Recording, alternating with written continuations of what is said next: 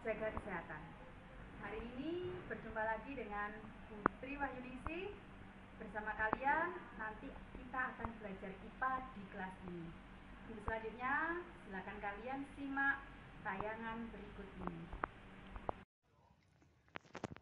Oke, kita lanjutkan pertemuan hari ini. Sebelum kita masuk pertemuan hari ini, kita mengingat dulu materi sebelumnya, yaitu tentang sistem gerak pada manusia. Pada manusia mempunyai alat gerak, yaitu tubuhnya tersusun dari otot dan tulang. Otot sebagai alat gerak aktif, kemudian tulang sebagai alat gerak pasif. Nah, bagaimana pada hewan dan tumbuhan? Apakah juga memiliki alat gerak? Nah, pada pertemuan hari ini kita akan membahas tentang gerak pada hewan dan tumbuhan. Nah, gerak pada hewan itu nanti untuk hewan, dia bisa hidup di darat, di air, dan di udara. Dengan tempat hidupnya, otomatis akan mempengaruhi cara pergerakannya. Nah, untuk hewan yang hidup di darat, dia memiliki otot dan tulang yang kuat. Perbedaan struktur tulang dan kekuatan otot akan mempengaruhi gerakan kelincahan hewan tersebut. Contoh hewan yang hidup di darat adalah gajah dan kijang. Dari kedua hewan tersebut, kita bisa melihat perbedaan dari postur tubuhnya. Kijang yang memiliki postur tubuh lebih kecil akan memiliki gerakan yang lebih lincah dibandingkan pada gajah. Kemudian, hewan yang hidup di air, contohnya adalah ikan.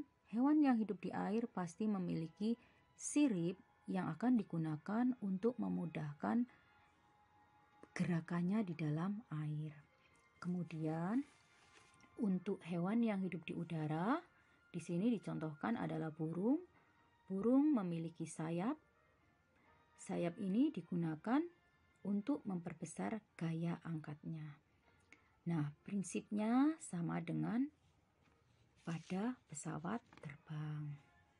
Sayap burung memiliki bentuk yang melengkung, sehingga udara yang mengalir pada bagian atas sayap lebih cepat daripada bagian bawahnya.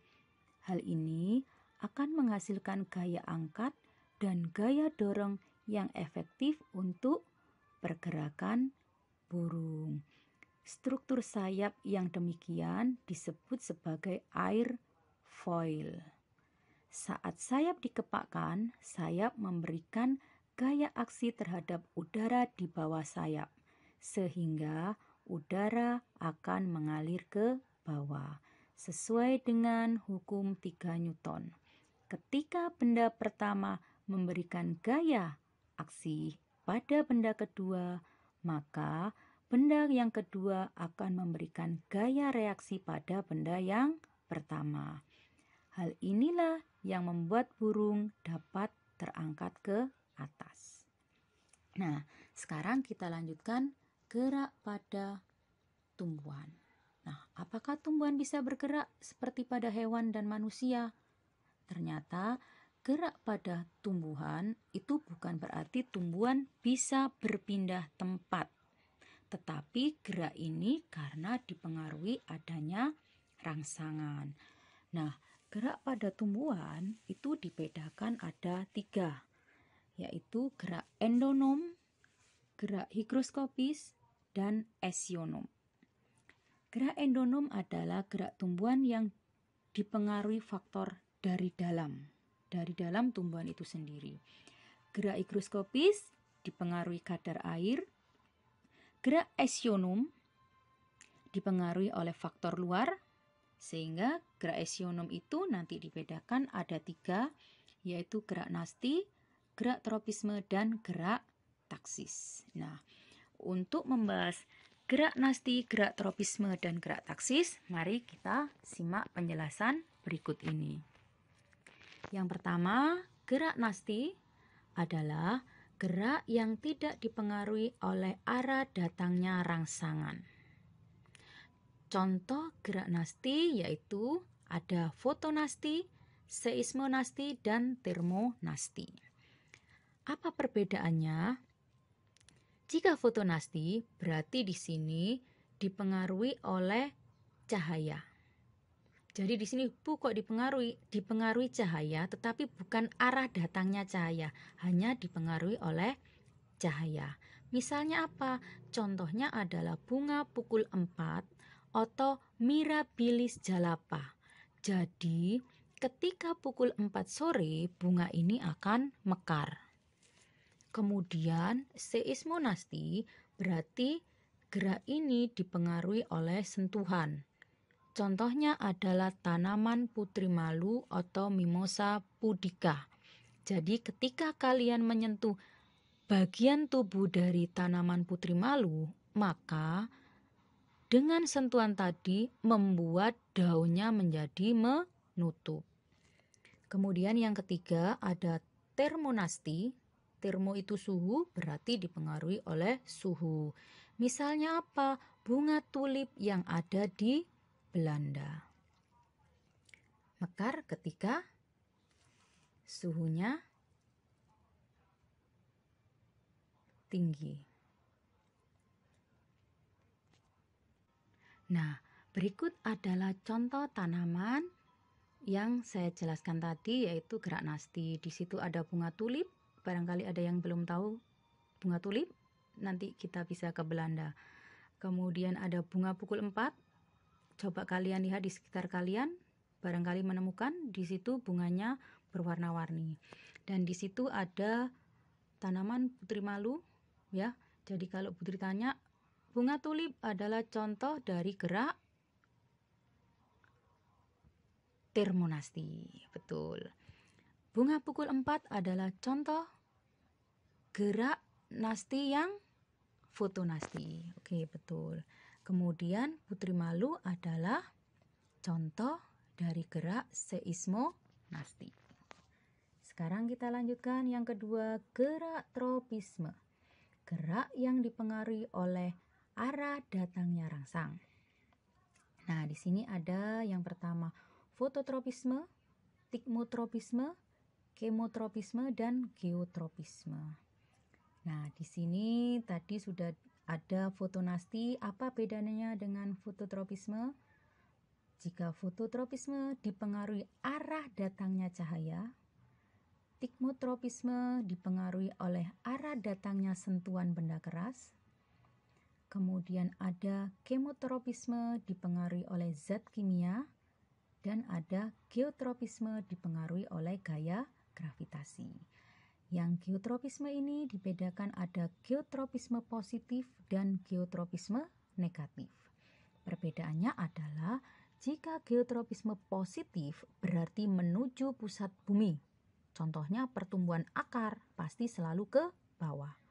Kalau geotropisme negatif berarti melawan gravitasi bumi atau menjauhi pusat bumi. Contohnya apa? Pertumbuhan batang selalu ke atas, pertumbuhan daun selalu ke atas. Nah, di sini setelah saya jelaskan ada fototropisme, tikmotropisme, kemotropisme, dan geotropisme. Apakah contohnya? Nah, kalian simak di sini. Nah, di sini ada contohnya yang geotropisme, ada tanaman yang walaupun potnya itu sudah terguling, tapi yang namanya akar tetap tumbuh ke bawah karena dipengaruhi oleh gravitasi. Yang namanya batang dan daun, dia akan tetap tumbuh ke atas. Kemudian contoh yang kedua ada fototropisme. Di situ ditunjukkan gambar ada tanaman, kemudian ada cahaya matahari. Yang namanya daun pasti dia akan bergerak mendekati cahaya. Sehingga di situ kalian bisa melihat arah tanaman tadi adalah mendekati cahaya. Kemudian yang ketiga ada tikmotropisme. Tadi dikatakan bahwa sentuhan benda keras. Sehingga ketika ada yang namanya sulur, didekatkan dengan di situ ada besi atau kayu, maka sulur tadi akan melilit atau mendekati besi atau kayu tadi. Yang keempat ada kemotropisme, rangsangan zat kimia. Karena zat kimia, berarti di sini ada yang namanya pupuk. Sehingga dia di sini ketika diberikan pupuk, tanaman akan menjadi tumbuh subur. Ya. Nah, sekarang yang ketiga ada gerak taksis, yaitu gerak berpindah tempat. Di sini dikatakan apakah tumbuhannya bisa berpindah tempat dari rumah yang satu ke rumah yang lainnya? Ternyata bukan seperti itu. Yang dimaksud di sini adalah jadi ada pergerakan dari bagian tumbuhan yang masih di dalam tumbuhan itu sendiri. Nah, di sini gerak taksis itu ada dua, fototaksis dan kemotaksis. Foto tadi artinya cahaya, berarti di sini dicontohkan ketika euglena bergerak mendekati cahaya.